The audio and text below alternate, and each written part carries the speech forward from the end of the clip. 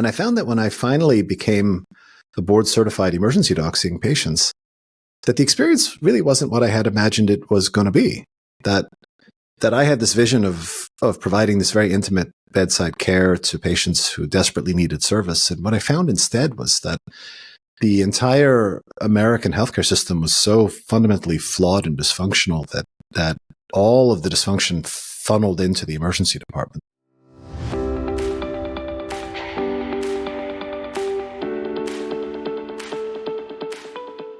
My conversation with Dr. Marc-David Munk, a trailblazer in the field of medicine, reflects his gentle demeanor coupled with a fierce passion to building delivery care models that really work for everyone.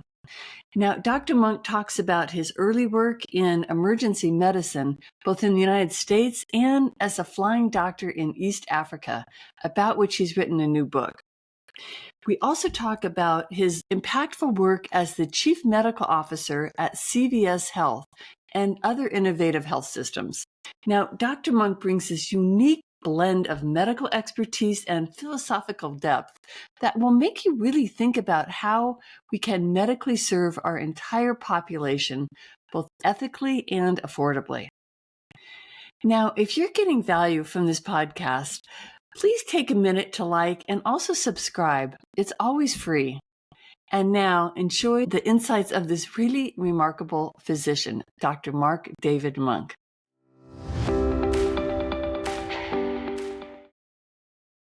Hello, Mark, and welcome to How We Change the World. Thank you, Deborah. Thanks for having me. Oh, thank you so much for being here. I've been eager to talk to you, and I'm actually going to start before I even say who you are, just by saying I'm really, really appreciative of this book that you wrote. I know I have to introduce you pronto, but it is so engaging and thought-provoking and important, I think, for what it teaches us. So I just have to say that off the top. Thank you. Thank you for writing it. It's right behind you, and I'll hold it up later, but Urgent Calls from Distant Places is the title. We'll talk about it quite a bit. But first of all, yes, I think we can best describe you at your roots by saying you're an emergency physician. That's what you studied from the get-go and studied right in your residency, I think, or at least at the very beginning. And then now you've taken such an innovative, non-traditional approach to practicing medicine, which I personally appreciate very much. And I'm very eager for people to hear about how you've kind of reimagined the healthcare system in the United States, and actually I think Europe as well. You've held these leadership roles at various non-traditional healthcare delivery organizations, and really starting, I mean, you weren't in leadership there, but starting when you took this trip to Africa as a volunteer doctor flying all around Eastern Africa, which your book is about. But then in Qatar, you worked with their ambulance services in the Middle East, as well as I don't know the exact terminology, but you were chief medical officer, I guess, for clinics and retail pharmacy at CVS. That's right. CVS, which I don't think a lot of people are still aware of what's going on there. So maybe you can help us out with that development.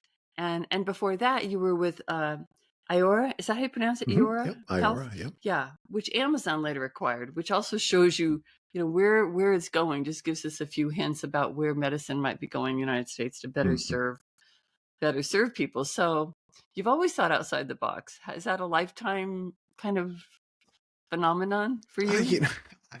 I don't know. I mean, I've spent a lot of time getting upset about things that don't work well, and I've spent a lot of years trying to fix it. So, maybe.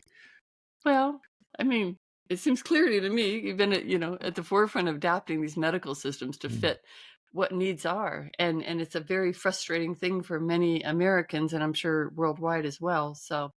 And then also, I just read that you are transitioning now into hospice and palliative care. Is that a for sure, or is that a? No, that's a for sure. Yeah, no, it's a midlife. It's a midlife career pivot. Although, I mean, it's really a specialty pivot more than a career pivot. Right. What does that mean? What does that look like? You have to go back for training, right? So it's like hospice and palliative care medicine is a separate specialty with its own body of knowledge, and so to practice, you really have to go back and be trained. So after many years of being a practicing clinician and an administrator, I'm now going back to be a student again, which is terrific. Really excited. So you're just starting the training I'm now starting the again. training. Yeah. Yeah, you start How from the long is beginning. that? 12 Is that months, oh, and okay. it's an intensive fellowship. You work as a fellow under the guidance of people who've been doing it for years, and then you come out qualified to practice. So I'm excited for the pivot. It's a thrilling specialty, a very meaningful specialty. Well, does that mean that you're going to now be going back into actual practice because you were more in leadership roles before? Yeah, Now you're much going back more to at the bedside one-on-one? than I had been for the past few years. So I've always had a strong policy interest, and I'm sure I'll continue that work. But I really would like to finish out my career at the bedside. That's really beautiful. Mhm. I noticed that you had your undergrad, I think it was in philosophy and religion, and that kind of, to me, put some clarity on your entire career so far, because that seems like there's an influence there from that. At least that was your interest. And has that been a guiding? It's very funny. I think Steve Jobs said this when it's very hard to look forward and understand how your life is going to unravel. You just basically take it a day at a time and Right. opportunity at a time. But of course, when you look backwards, the pieces all fit together very nicely. And I think in retrospect, I don't know what I was thinking I was going to do with a philosophy and religion degree, but it has, I think, in the field of medicine, proven to be a real asset. That basic knowledge and basic appreciation for these bigger questions. Well, I think what it speaks to more is that that was something that holds value and interest for you, which Mhm. has colored, and that's why you chose it. Not that it would give you an opportunity necessarily, but just that that's maybe spoke to you as important in the world, or at least interesting. And that, I think that always means something. I It know did, yeah. also I was kind of interested. I'm very interested about this whole part about being an emergency physician. I know so little about the roles, and Mm. I just thought that when you went to work in a hospital or in training at some point, that you uh just you might go from one department to another. I didn't Mm. understand that that was a specific specialty. And why it's so pertinent to you, I guess, is that you wrote somewhere in this book about how intimate it is to be an emergency physician, because it's not on the doctor's terms, where someone comes in when you have time and an amount of time you have to spend, Mhm. and their lair, I think is how you phrased it. And instead, you're going to the person, and whatever they need is what you provide. Was there some kind of? Do you think that's what drew Yeah. you in a little bit? Yeah, I mean, yeah, emergency medicine is its own specialty and has been really since the 1970s. Mm.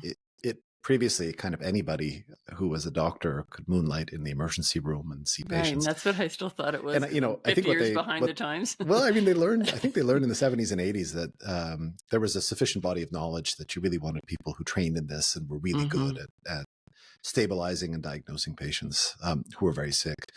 And yeah, I've always very much enjoyed emergency medicine exactly for that reason, which is Hmm. you're really there on really the worst day of somebody's life. Hmm. And Yeah. boy, there's nothing people appreciate more than a good emergency doctor when you're Oh, sick, right? yeah. And Right. so that Right. and as you say, it's really done on the patient's terms. There's something very, to my mind, very patient-centric about emergency medicine, which I've always liked. And frankly, same with hospice medicine. I mean, you're really That's what at I was the thinking. There's a connection there. they're very, the two specialties are quite similar actually, Hmm. and you can now be licensed as an emergency physician, board certified as an emergency physician, and subspecialized in hospice palliative care. Oh. I think in many ways they're similar specialties. You're really trying to help people unravel a lot of complexity, um, and so the skill set's pretty similar. And the emotion that people are feeling at those two times have to be quite similar in terms of intensity. I think so. Yeah. Yeah.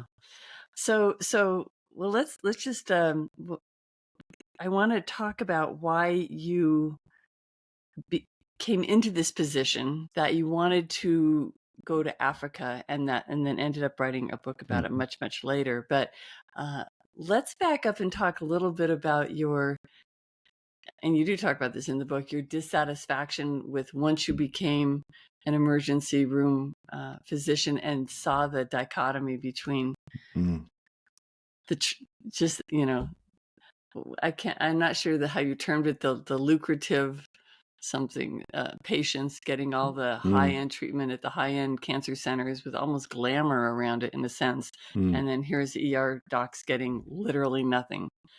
Do you want to talk Yeah, about that experience? the and you're right. I mean, I think the sequence of books, and so the book itself, as you identified, Deborah, is really a collection of 22 missions Hmm. that I collected in my time as a flying doctor with a group called the AMREF, East African Flying Doctor Service. So this is the group that really does medevac flights across East Africa, Hmm. collecting patients in small rural hospitals and bringing them to Nairobi when they're sick. And I was there for a series of two missions, two tours in 2008 and 2012. And I had collected the details of these missions by keeping a blog and by keeping good notes. And they were then just sort of stored away on my computer someplace. I had them. I Hmm. had a series of notes on my computer. And one day I was going through them and stumbled across these stories and started to read the notes again. And I realized they were just such a collection of rich, interesting stories that revealed so much about Africa and revealed so much about AMREF, but really revealed so much about me as well. And Absolutely. what I realized was that the time in Africa in 2008 really for me was a pivotal moment in making decisions about my career and how I would focus and spend my time. And Hmm. as you say, at the point, I had gone to college and then decided quite late to become a physician and had to do several years of science classes to get into medical school and trained in medical school and then did residency and then did fellowship. And I did all of this training to become an emergency doctor. Hmm. And I found that when I finally became a board certified emergency doc seeing patients, that the experience really wasn't what I had imagined it was going to be. That I had this vision of providing this very intimate bedside care to patients who desperately needed service. And what I found instead was that the entire American healthcare system was so fundamentally flawed and dysfunctional that all of the dysfunction funneled into the emergency department. So no matter Oh. where the system was broken, whether it was a skilled nursing facility, absence of beds, or whether you couldn't get somebody admitted to the hospital, or whether Hmm. the insurance wouldn't pay for a certain treatment or medication, or whether patients Interesting. had no insurance. I mean, whatever the dysfunction was, the stopgap was always the emergency room. Hmm. And I think when you talk to my colleagues, they'll say, yeah, that's why we picked the specialty. I mean, we really want to be available 24/7 to take care of whatever ails you. I mean, that's why we got Right. into it. But what I started to feel really was that the system had begun to take advantage of the emergency doctors who were always expected to step up and handle the load, no matter how onerous the load became. So no matter how many patients were in the waiting room, no matter how many charts were waiting to be seen, no matter how complex the problems were, no matter how little cooperation you had from your admitting colleagues, I mean, no matter what the issue was, the docs and nurses in emergency medicine were just expected to step up and do what it took. And For that's as long as fine. it took, right? I Well, mean, as long as it took and whatever it took. right. And those kinds of spurts are fine in emergencies, right? But that's not a way to have a sustainable career. Right. And I started to feel very early on that I was feeling burnt out. And I had only been on the job for a couple of years. Yeah. But I realized that I was feeling burnt out and suffering, I think, what we would call today as a moral injury. But it was this Hmm. feeling of impotence and inability to deliver the type of care that I really felt the patients deserved. Mm. And so I Hmm. wanted to go off to find a space to look inside myself and to take some time away from the American ER. Could I And stop you before you yeah, keep going? I just want to go a little deeper on that moral injury yeah, because on one hand you're saying that you were suffering burnout and which is more about yourself, you're mm. frustrated with the system, but the moral injury wasn't about you were also then seeing that the patients were suffering. That's what caused some To an sense of extent. I mean, I think when the term moral injury is used as it applies to clinicians, mm-hmm, there is this discrepancy between what the type of care that you hope to deliver and that you mm-hmm, think is meaningful and is the right care to deliver, mm-hmm, and the type of care that you're forced to deliver because the system right, is so broken. mm-hmm, And that this moral injury is really considered one of the major contributors to burnout, because there's this constant chasm between your values and the life that you're forced to lead professionally. Would you say, and we can talk about this more after we go through some other things, but would you just say on the surface that this is not just a nowadays, not just an emergency room scenario or feeling, but throughout all of... It's an epidemic in medicine, Deborah. Yeah, I mean, listen, the classic example are, specialists who know the right treatment to give a patient, and they're constantly fighting with the insurance company who says no. Oh, yeah. Yeah. And they're trying to get around it and come up with alternative treatments and therapies, but they see the patients, they know exactly what the patients need, and it's a constant battle to give them what they deserve, and it's exhausting. So and completely upside down, right? Yeah. Completely upside down. Yeah. Well, you were very clear and very strong in your description, I thought, and very courageous of really how bad it was before. And this is what 2007 or 8, how bad you felt it was. I mean, you don't hold back, and I appreciated that, because we have a sense from the other side. Anyone who's waited in the emergency room. I finally went home. I had a climbed a 14er last year, and I was sick when I just wasn't well, and I was there for hours and hours and hours because I wasn't bleeding or anything. And and I guess it was okay because I did come out of it. But yeah, after 7 hours or 8 hours at not an inner city hospital, at what's theoretically not supposed to be like that. It's terrible. And well, I'm sure we'll talk a little bit more about the dysfunction in American healthcare later on in this interview, but everybody is dissatisfied, right? Yeah. Patients are dissatisfied.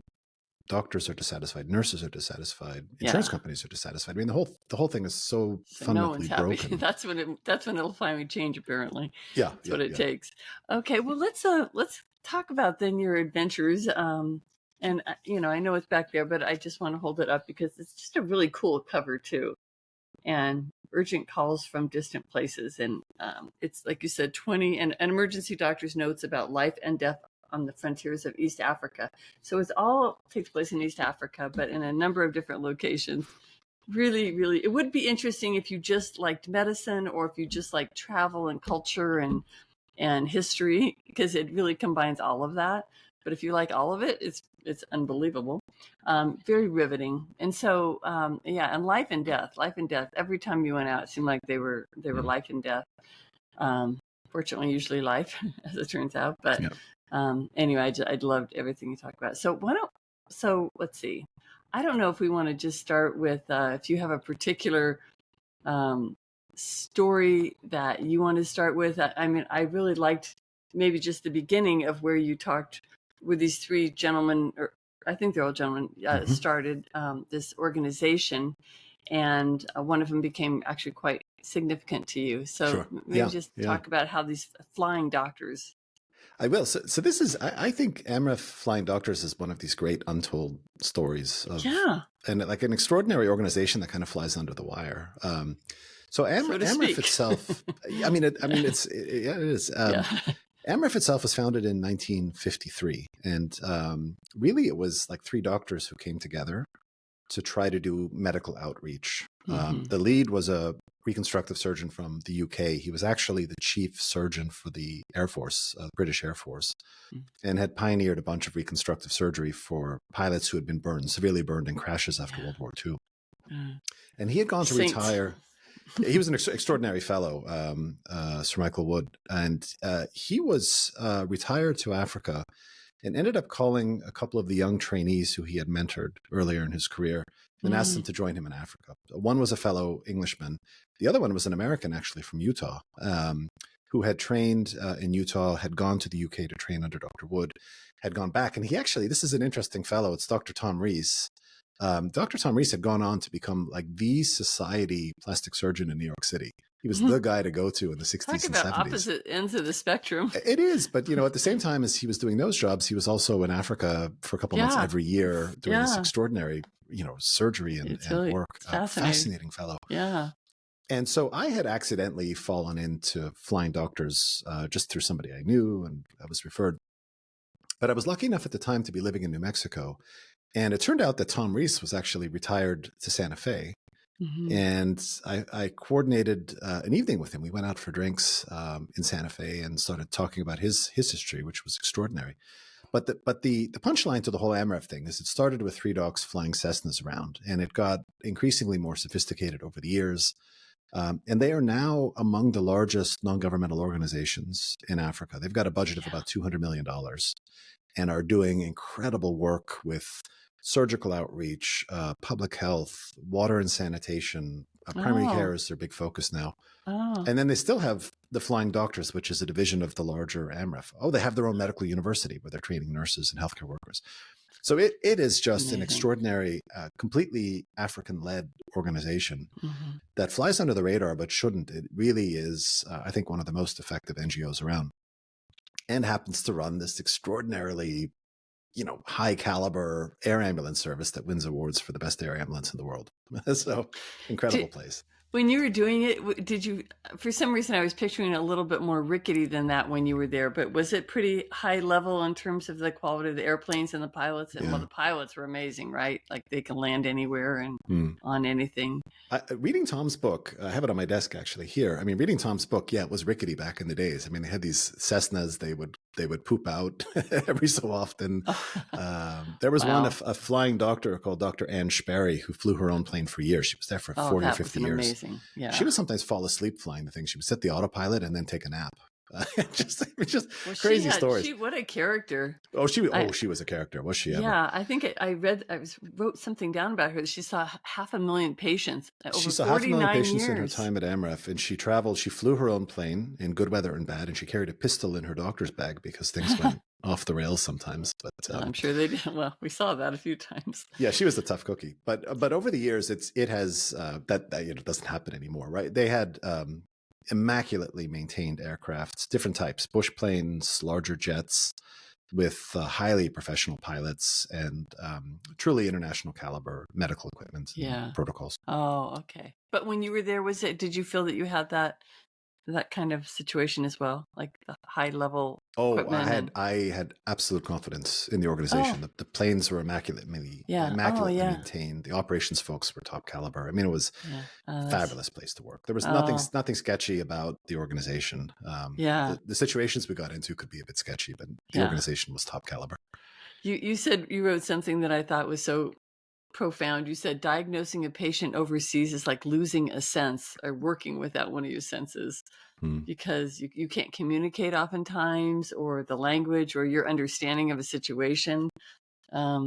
Just many different factors, right? You're missing one of your tools. But do other tools come forward? They do. I mean, what's very interesting is that working in those kinds of settings, working globally, and I've spent years now working globally as an American-Canadian doctor. But what you find in those situations is that there is a universality to the doctor-patient relationship.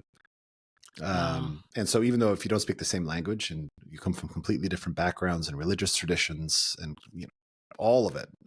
And of course, there's this massive, one of the challenges in medicine is, of course, that you have these gaps with regard to education and knowledge and experience. And they all kind of play to create these barriers between patients and doctors. We struggle with it in the States, of course, as well.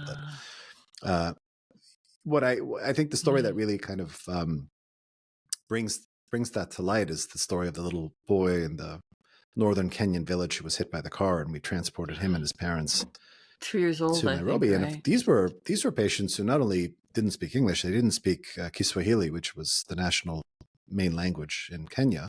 They spoke a regional dialect that none of us spoke, and these were very lovely but highly unsophisticated people who had only a few times in their life been in a car and had never been in an aircraft before. And so there's this potential for sort of, it's almost like Panic. Two separate species, right? Right. Coming together. Yeah, right. And yet we had such empathy for one another, and recognized our common humanity and understood the role of a doctor. There's this sort of touching scene in the book where this mother hands over her little boy, right, to this complete stranger. It was a very powerful experience. There must be something about the severity or the absolute life and death existential thing going on at that moment that puts you in one language that nothing else can get in the way of. Because I think in that case, if I remember that that chapter that he'd been unconscious for a day or so when you arrived, right? He'd And he been was sick only for hours. The one surgeon in the northern part of Kenya who could have treated him was at a conference. And so wait, was this a car accident? Are you referring this to he the was car? hit by a car, this little boy in that Oh, story. I'm Yeah. thinking of a There different, were two. actually. Yeah, there's two Yeah, stories, but okay. in this Yeah. particular case, he had been hit by a car, and we had to fly Oh, him out. But okay. Yes, but it does yes. get, what's sometimes I it's important to remember sort of the sacred the guild, right, of medicine, the sort of the sort of sacred expectations that we have of doctors, that there's an oath that we've taken.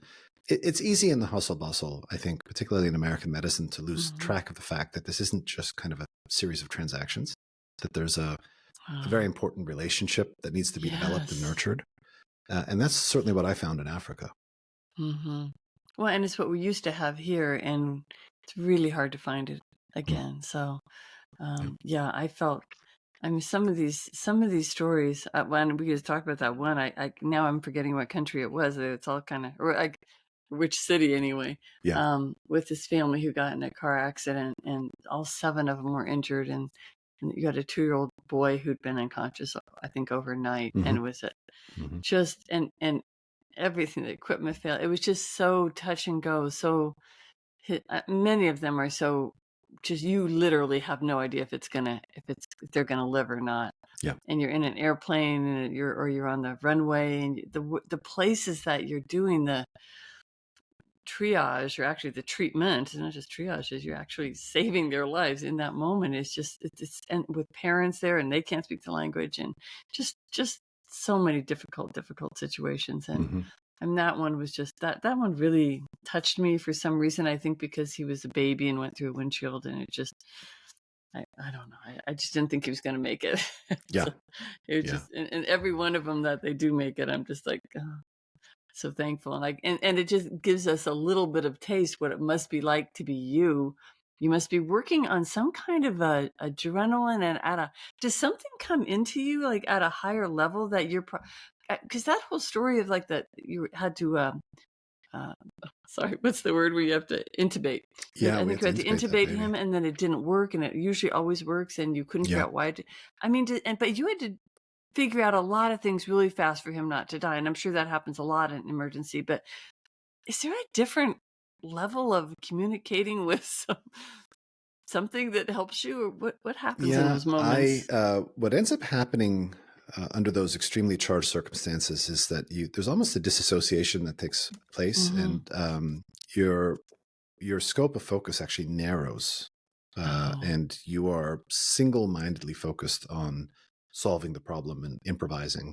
And we had to improvise to save the baby's life. I don't want to ruin the punchlines of the book, but I'll ruin this Okay. particular punchline. That there was a extremely sick child. The car that he had been in had hit a tractor in the middle of the night at full speed, and there were Mm-hmm. 7 injured people.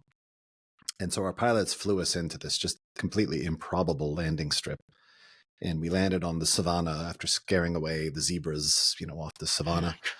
As real And as it gets. yeah, no, and we opened the doors and we saw that there was a couple old beaten up ambulances and 7 people in various states of injury kind of Mm-hmm. around, surrounding the ambulance and inside the ambulance. And we had this one little boy who was severely, severely injured and needed breathing support. So we had to put the tube in his throat, intubating him. But the procedure went wrong after we had started. And we typically, when you're having difficulty putting the tube in, you go and use, you've seen probably on TV, these bags that kind of blow air into people's lungs. And we started squeezing the bag, but nothing was happening. The boy was losing oxygen. And we just had no idea what was going on until finally it dawned on me that maybe the bag was broken, and we improvised and scrambled. And sure enough, there was a malfunction in that piece of medical equipment, and we were able to successfully intubate the boy and save his life, and he did fine afterwards. But was your uniform shirt full of sweat? Yes, it certainly was. It was a tough experience. It just seems like it feels like you must go into some kind of a superhuman, like you said, and you probably do go into some kind of what would be considered superhuman. You said you're your It's just vision focus. narrows. It's Yeah. hyper focus. Yeah. And your And brain work. Does that's, your brain work faster when you're in that, or more your brain works in intelligently?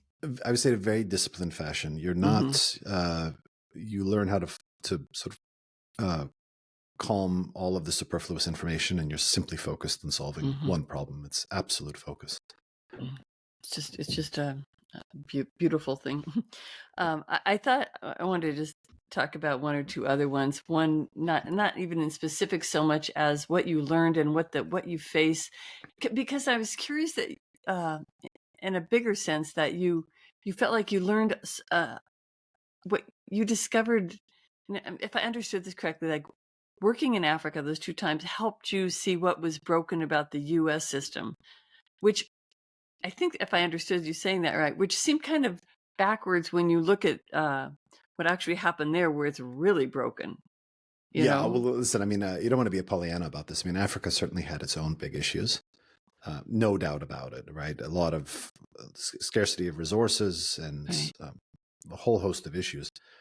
I think what Africa did for me most important was help me sort of do two things. One, spend a lot of time with myself in a Mm-hmm. foreign environment. And I think one of the reasons that kind of getting away to find yourself is a cliche is because there is obviously some truth to this, right? Whether it's Sure.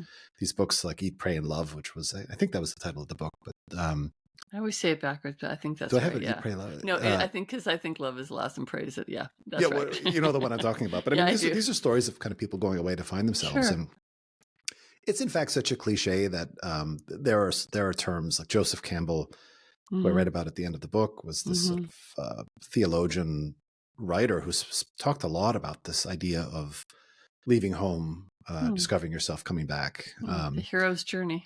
The hero's journey, yeah. And so for me, that was this opportunity to recalibrate how I wanted to spend my time. And I realized coming back that I really wanted to jump into the fray and try to fix the system at home, Mm-hmm. rather than abdicate to the forces that be, right, in the American system.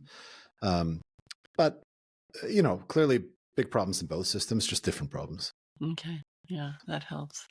One of them I thought was interesting was your understanding of how religion impacted the scenario that you would find in different ways, in unexpected ways. Hmm. Because, like me, you're very skeptical of seeing these sort of, groups come over from the U.S., kind of Hmm. pretending to be helping, but they were really, sort of a Trojan horse bringing in,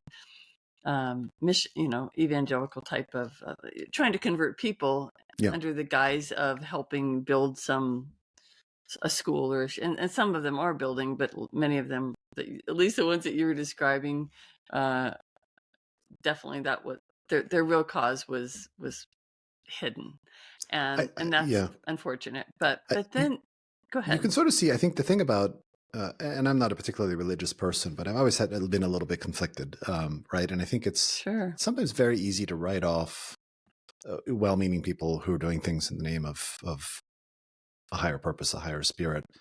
And it's easy to get cynical, I think, and sort of, do you really need to fly to Africa to build an outhouse that somebody Mm-hmm. could have built? Um, but what I did learn in Africa, having spent time in some extraordinary places that have a religious foundation or were inspired, the classic example was St. Mary's Hospital, Mm-hmm. where we went to go rescue a tourist who had severe malaria, was dying of malaria. And it was this like immaculate, well-run religious hospital in Africa, in Uganda. Mm-hmm. And there was an extraordinary story of two doctors, both one Canadian, Dr. Lucille Teasdale, and her ultimate husband, Piero Corti, who was an Italian, Mm-hmm. I think Italian Canadian, but certainly an Italian doctor. They were married for years, and they ran this thing. It was their really sole job after they Mm-hmm. graduated. They spent the rest of their lives in Africa and saved tens of thousands, hundreds of thousands of lives, these people. And they were motivated. These were very, very religious, seriously religious people who were doing this out of conviction for Right. their beliefs. And they'd done Well, you such can. good work. And I was so impressed by that. I mean, look at the difference. So you're talking about someone going to build an outhouse and someone devoting 40 years or their entire lives, so you can kind of see right there that we're not talking about apples to apples. I think, like Um, anything else, these are forces that can be used for great good, and they can also be right. trivial and frivolous, right? Right. Well, I mean, that particular country, that was where I think that this Christian group, LD, what was it, LRD, the The Lord's Lord's Resistance Army. LRA, yeah. Yeah, LRA, yeah. And they had really just been brutal to a sense. We hear a lot about Muslim groups, but we don't hear much about these Christian groups that are using a form of terrorism and chopping off kids' hands and, doing just horrendous things. And I think St. Mary's was offering them sanctuary as well, which really is that was the Yeah, that's right. I mean, they yeah. had so the LRA was this awful rebel group that has been fighting against the Ugandan government for years and years, and their guiding philosophy, like many cults, in this particular case, was theologic. They had a very, very what's the word? It's a very, very strict interpretation of the Ten Commandments, right? I think strict would be the right word.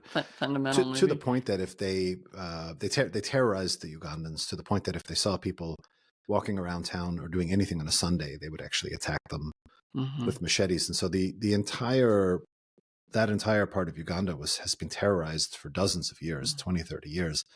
Until there was a big pushback in the past 10 years, and they're not fully defeated, but they've been knocked back significantly.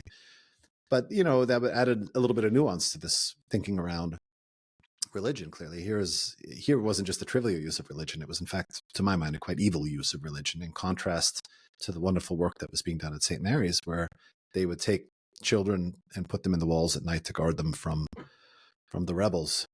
Right. The book ultimately, Deborah, I think, I love your thoughts on this, but to my mind, I don't necessarily offer the reader any concrete solutions to things. I think many times I just kind of raise the question, and whether it's religion, whether it's medicine, I think you walk away sort of feeling like there's a lot of ambiguity in the world, right? Which there is.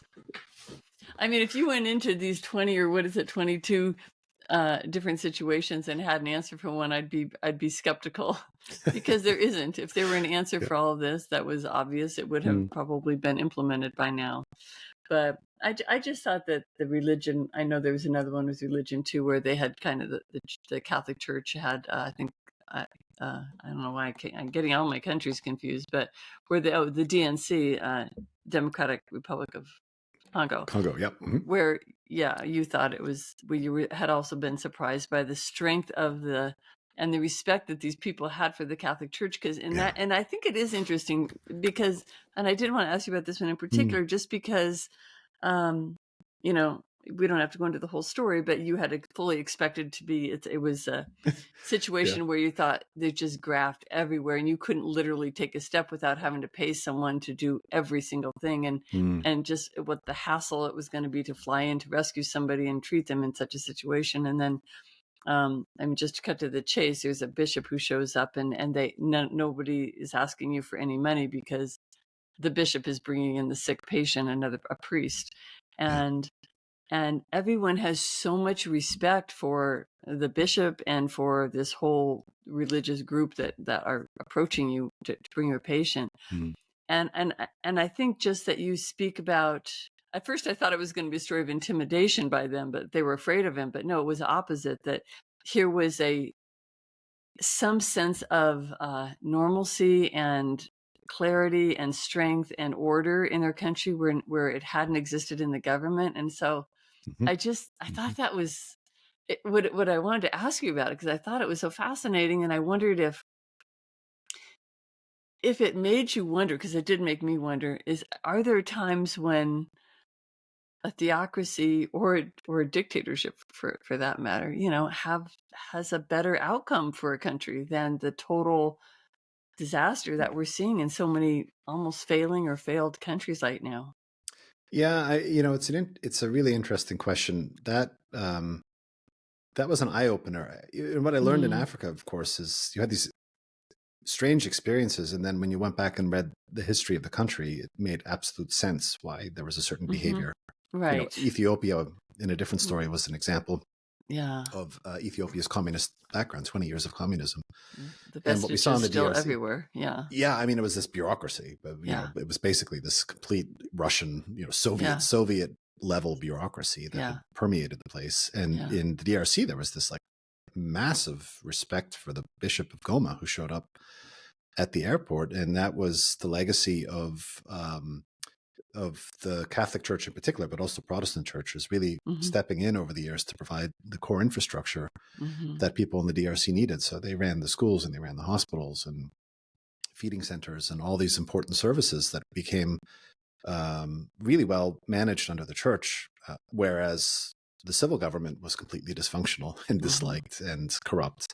To get to your answer, I don't necessarily know the answer. I mean, what I have observed, having spent time around the world, is that there are plenty of governments that some people might consider autocratic that actually work really well, right? The Gulf states in the Middle East are a perfect example of this, where you have absolute monarchies, but the places people like their government. They like, for the most part, working there, living there. So yeah, I'm not sure, I haven't really come across a functional theocracy. I'd have to think through this, but there are certainly less democratic but highly functional governments. Yeah. Well, I guess maybe the Vatican, it could be considered something Such like a small that. place. Yeah, but I guess it functions. Yes, that's right. I don't know how that works actually. I haven't even studied it enough. But anyway, I kind of went down a rabbit hole there. But just the different, and I think because also I think sometimes with medicine, we're looking at because we used to have hospitals here that were Sisters of the Poor or Sisters of Mercy, or they were, and it felt that it used to be more value laden, whether it didn't feel, at least in my memory of when things were that way. St. Joseph's, like I was born in St. Joseph, I never felt this religious presence there, but you didn't feel then the way one does now that it's about money. You felt like you were really there for care, and that when that started changing, I was surprised when you'd mentioned something in the book about venture cap, private equity, I should say, owning medical facilities now. And, maybe this is a place where we can pivot back to what's going on here in the medical world and what you did when you came back. Well, the observation I'll make, Deborah, is that certainly, these religious churches exist. There are large Catholic healthcare systems, for example. I'm not sure that they necessarily evoke the kind of feeling you had when you were younger. But the point here in the States is that there are many, many not-for-profit healthcare systems that are supposed to be not really focused on the almighty dollar, but are supposed to be contributing to their communities, and as a consequence get big tax breaks. And yet what's happened in recent years is that they really all function like for-profits. They don't make a formal profit, but they make lots of surplus and then continue to just spend a lot of money and invest in themselves. And so it's sort of interesting, actually, when you take a look at the not-for-profit sector in the United States. They don't necessarily provide any more uncompensated community care than the for-profit folks. In the medical and you can actually world argue that the about. for-profit systems pay tax, whereas the not-for-profits don't. Right. And so when you're looking at these behemoth systems, there's been such consolidation and there's such a focus on the bottom line. And they've been able to consolidate and get the payers over a barrel by charging them whatever they want, because there's really, in many communities, one game in town. That whether you're profit or not for profit, I think fundamentally people have lost the story, right? Which was caring for the community, and I think that's out the window in many places. When did that start? When did that start transitioning? I don't know. Because when were you working? Was it like 2006 or 7 when you were feeling disenfranchised by the? Yeah, I mean, I kind of got into the healthcare business in the early 2000s, right? So I've been at it for 20 something years. But we can talk about this a little bit more. I mean, having surveyed healthcare around the world, I'm not necessarily sure that fundamentally different systems are generating better outcomes, right? I think really it's tough, right? I mean, if you talk to our Canadian colleagues, and I was speaking to a Canadian audience yesterday, the Canadians, they have a real access issue, right? They're underfunding the healthcare system. The wait times are enormous. The ED is backed up. I mean, they have a different set of issues from the Americans. The National Health Service is under extreme strain right now. Isn't doing well.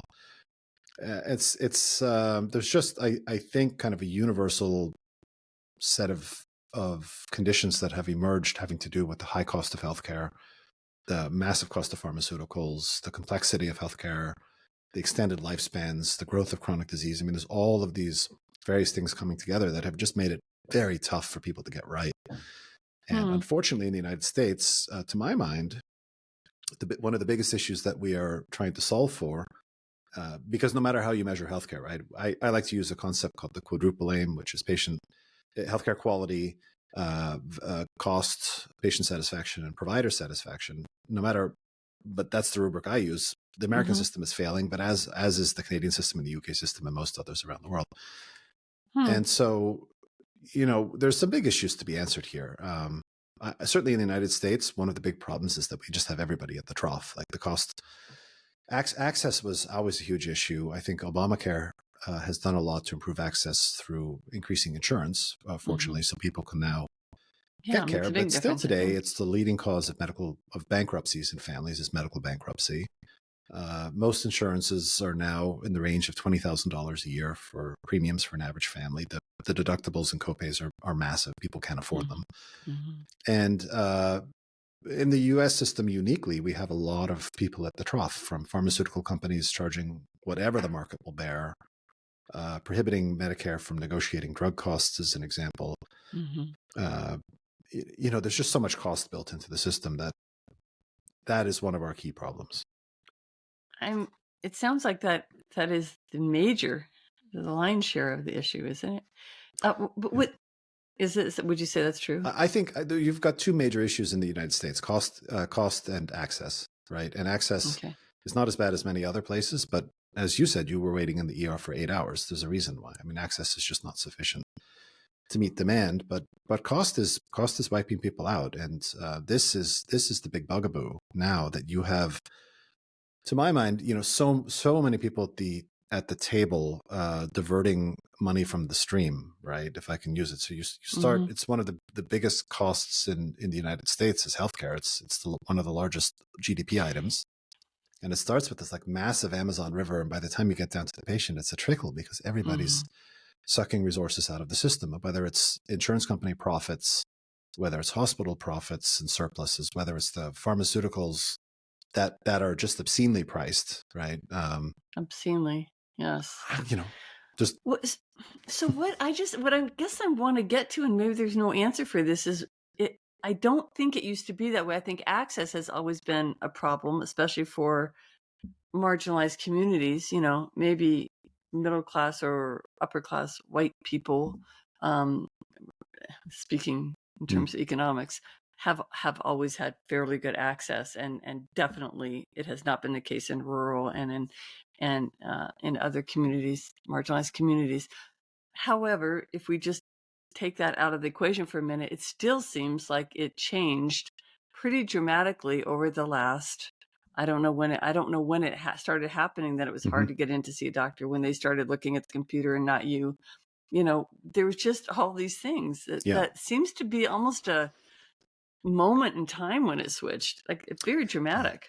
I think you're right. I wish I could pinpoint exactly when it was. I think it's a confluence of multiple issues. And frankly, it has a lot to do with policy and regulation, honestly. And the only way, I mean, the reason people are buying drugs from Canada in the United States is because the Canadians regulate drug pricing and the Americans don't. And so, there has to be a policy component to this. And I think our politicians have not been particularly effective at sort of getting a handle on this. There's such a schism in terms of core beliefs in the United States.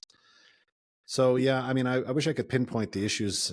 We could have a 10-hour discussion. I'm sure. I know what's wrong with the American system, but boy. But I wasn't aware that it was happening around the world. So what about? I think you were born in Switzerland. I was in Switzerland. I mean, I would say they have the same cost issues as everybody else. The Swiss is an example. Everyone has these issues. Okay. Well, because the medical science, fortunately, it's a double-edged sword. Medical science has advanced so much that you're now able to provide genomic therapies and remarkable treatments that didn't exist. Is part of it, yeah. And people expect access to those services; they're entitled to them, but they're enormously expensive. They're costs that we didn't bear before, and people are living longer than they ever have before.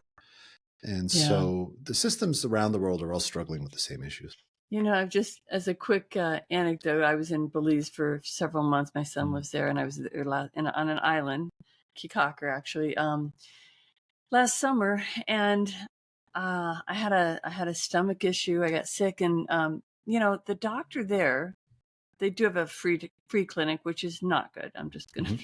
It was horrible. But then there was also a doctor that you would pay Mhm. very little money though, and he treats that entire town. You pay him when you go in. I think it was $35 or something. He gave me antibiotics. He gave me a shot. He gave me some medicine, and I mean, and he knew exactly what it was. I even had my Mhm. doctor here ask me what he gave me. And it seems like it worked the way things used to work. It's just interesting. And he wasn't behind the times. He knew, he knew everything to Yeah. do, no Well, that's matter the what you concept go in of with. this is Yeah. what happens with direct primary Small. care in the United States is that Okay. Yeah. under the conventional systems now, what you started to get is primary care, which I see is actually the cornerstone of the whole healthcare system. But the primary care in most systems is now seen as a loss leader, and it's really a way of corralling patients within a given healthcare system to receive the more lucrative tests and specialty services. So primary care is kind of a forgotten and Yeah. undervalued, underpaid.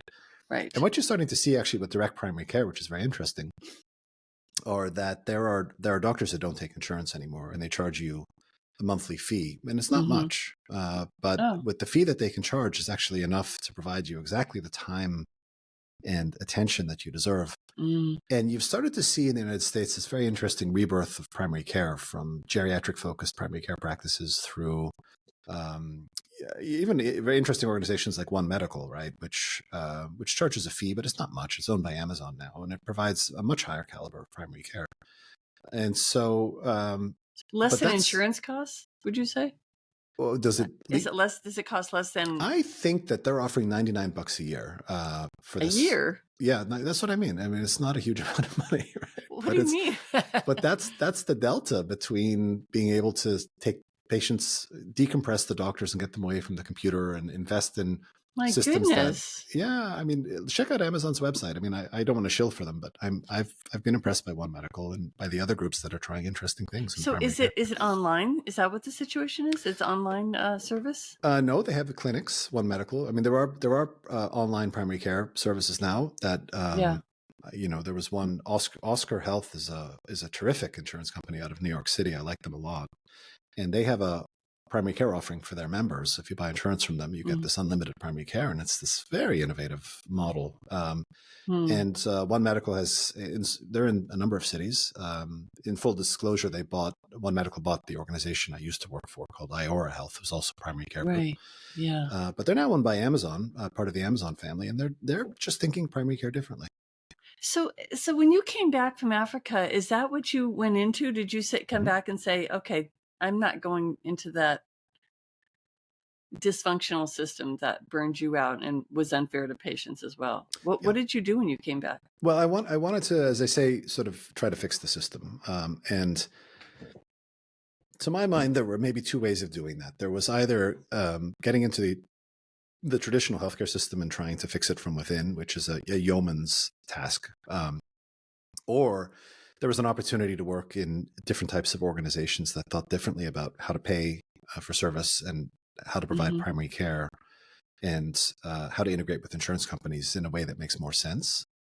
And so that's what led me to work for these value-based medical groups here in Massachusetts. Massachusetts and California kind of led the way with these value-based payment models that get away from this terrible incentives and fee-for-service. And have me back for another discussion. We'll talk about how horrible fee-for-service is and how it creates a whole misalignment in the system. I'm missing something that you're saying. That what's for service? Pay for fee for service. Oh, fee for service is the way that the majority of healthcare is paid for in the United States. And what it basically means is that a clinician provides a service or a hospital provides a service and you pay them cash, right? And when you think about it, what it does is incentivize people to just deliver lots of services in an uncoordinated way. It doesn't actually create any alignment about what you're trying to achieve as a patient, which is wellness. And so there have over the years been different ways of paying for healthcare, including what are called value-based payment models, which basically many iterations. But what they basically do is transfer a lump sum of money to a physician group and say, this is the lump sum. You're expected to generate lots of wellness out of this money. And if you don't generate wellness by focusing on prevention and chronic disease management, you're going to pay for it through strokes and heart attacks and the badness that accumulates if you don't do it well. And so these groups, and actually recently Medicare Advantage, the federal government has been paying primary care differently as well, trying to generate those incentives also, get away from this horrible fee-for-service incentives. So there's movement here, and there's innovative, interesting companies that are trying to do new things. So when you came back, is that when you went to work for organizations trying to change Yeah. the way? Yeah. And I've spent, What, the past 10 or 12 years working for just interesting organizations that are a little outside of the mainstream and are trying to do healthcare differently. I think there's a lot out there that maybe a lot of us don't know about. Sure. I think somehow that's not. I see a lot of ads, but I have no idea who they are or what they Hmm. are, and Hmm. whether they're good and whether they're probably better. Because I'm certainly not that thrilled with the current Yeah. fee for service. Yeah. Is it how much of the overall medical care in the country is represented by that more innovative Oh, a tiny model? fraction. But what's interesting is you've started to see big disruptors stepping up.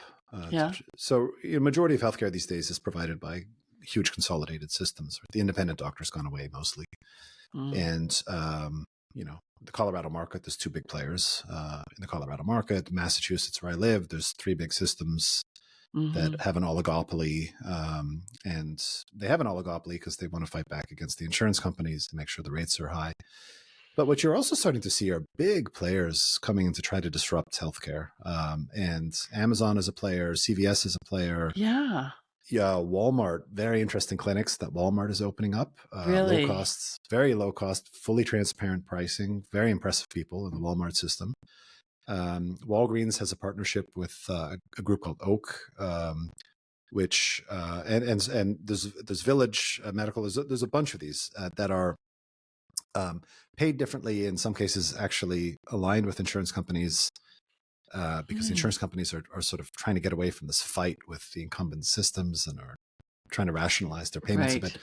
So it's a dynamic and very, very exciting space that's popped up over the past 10 Yeah. years. It sounds very exciting. It's probably going to be very confusing for the consumer for a while to know Mhm. what. For example, if you say Walmart, for example, you don't think of that in terms. The mind doesn't put those two together: medical Mhm. care and Walmart, or even high quality care if they do give care. Like there's some immediate things that come from like our impression of Walmart, which isn't, I don't think, accurate. But there's going to be some education necessary probably to get people to understand. No, this is a good place to go. Yeah. Or CVS. Like I wouldn't think of going to CVS. Hasn't been that big in Colorado for very long. I mean, there's inroads, but it's always been Walgreens or there's Mhm. been other stores. But I know in Massachusetts from living there's a CVS on every corner. So there, I mean, for example, as a consumer knowing nothing about this, I would not know, could I go to CVS? What if I have something really wrong? Can they just give me a shot, or can they just give me Mhm. urgent care, or can they actually, what happens if I have something more serious? It Can I sort of go depends there? what you're looking for. So the CVS example, they have for years run these lower acuity clinics, which hundreds of thousands of patients go to every year for basic things. And there was always a real focus at CVS on this consumer centricity of being able to get in, and you can book online and see a nurse practitioner, and they've Mm-hmm. fairly structured ways of approaching things. The real question is whether, and that's fine for sort of younger people who don't have a lot of needs or Mm-hmm. episodic care. The real question is whether you can start to deliver great comprehensive primary care in a place like that. And that's what Walmart is trying to start, which is they want to I get away see. from the sort of lower acuity urgent care type clinics and really get into comprehensive primary care where you have a team that's managing your diabetes and your blood pressure and your heart disease and all those sorts of things. It's a very interesting model, and Walgreens is being relentless. I keep saying Walgreens. I'm sorry, it's Walmart, It's okay. and they've been relentless on pushing costs throughout their system. And the feedback so far is that there's a certain type of patient who goes to Walmart clinics, and the Mm-hmm. experience is solid, and the outcomes are promising so far. So nice And to so see. much better than going to the ER, which is what is the typical catch-all for people who have anything and don't have insurance. You have Hmm. to go somewhere. So this is, I would think, really going to relieve that pressure. But it also begs the question and kind of answers the question, I guess, that if there's an incentive to keep people, to reduce the lag and to reduce some of these things like metabolic diseases and things that are ongoing, like diabetes, and Mm. is there going to be a push, I hope, towards preventative, that would become much, isn't that at the end of the story, the key, the golden key to everything? Yeah, there's no question, which is why these episodic solutions are not going to ail what plagues us. Comprehensive primary care will be that solution, because you'll have one-stop shopping, a team who knows you, right, who are managing your diabetes and making sure you get your colonoscopies and doing all the things they're supposed to do, and also treating you when you come in sick with something.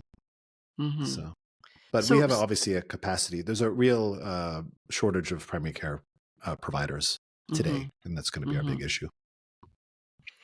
So do you think we're headed up in terms of quality of service, or down for over the next, say, 10 years?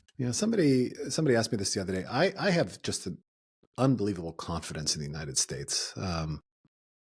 We have this, no matter how much of a pickle we get ourselves into, we have this remarkable capacity to innovate our way out of problems. And so I'm an optimist. Last minute, always at the last. Yeah, always at the last minute. Yeah, I'm an optimist. I think that we're going to go through a bunch of teething pains, and at some point there's a breaking point where there's going to propel. There has to propel sort of a big, earth-shattering movement into the next goal. It has to be policy. Actually, frankly, we need governments to start pushing policy aggressively. That's how to get wholesale change. So first we need a government that everybody can get behind. Yes, and that's if we're going to figure that out. Yeah, because when you see it actually has so many life and death and other kinds of consequences to not have a functioning government. And this is a perfect example of, we could really make a difference in people's lives, but we shall see. We've got some pains ahead of us on that one too. If people wanted to learn more about all these things, where would you send them? Like, for example, we talked about a number of things, but healthcare is so of such consequence to everyone, really, when you need it, especially. We talked about things today like CVS and Amazon, and those are things people can go. But there's really no one-stop shopping to go to understand it all, is there? No, I mean, there's I think the Kaiser Family Foundation, KFF, I think KFF.org, is just a really solid and trusted source of information that does some pretty good roll-ups and synopsis of what's happening in the American healthcare scene. Really? So I would start with the K. You have to look it up. I believe it's KFF.org. I'll put a link on the show notes. Yeah. And they are, I think, are just a great place to start your investigation. Okay. Yeah, because it's kind of on all of our shoulders to kind of figure out our own path right now, isn't it? And maybe that's okay. Maybe we need to take a little bit more agency over our healthcare anyway, and start looking at how we're living our lives, and maybe taking a little more responsibility in that regard. This has really been so fascinating. I want to thank you for writing this book. I want to encourage people to read it. I think it's just eye-opening in a lot of different ways. Maybe it kind of pulls it all together with some really interesting ways of looking at it, and real life stories that, we can also be grateful for what we have after reading some of the pickles that people are in other countries. So anyway, thank you. This has been fascinating. My pleasure. And it'll be released in about 5 days. So that'll be the 30th of January. And it's, you can pick it up pretty much any bookstore and Amazon, and there's a Kindle, and there's an audiobook as well. So, and did you record the audiobook in your own voice? I recorded the audiobook. Yeah. The advice was people like to hear on these kind of memoirs from the writer. So, I absolutely agree. And you have a lovely voice. It'll work. Sometimes it's not great, but in this case, it'll be good. And so you could probably pre-order it now, though. I would imagine. You can pre-order it now, and it'll release in about 5 days time. And, I'd love feedback. Let me know what people think. Please leave a review if you like the book. Even if you don't like the book, leave a review. Yeah. I'd love to hear what you think. Yeah. Anywhere in particular? Amazon and Goodreads are the two big ones. Amazon, Goodreads. Yep. Okay. Or leave it on the YouTube or on one of these. Sure, leave it here too. Yeah. The feedback's nice. Yeah. Mark, thank you so much. It's really been fascinating. Deborah. Appreciate everything you're doing. Pleasure. Take care. Bye-bye.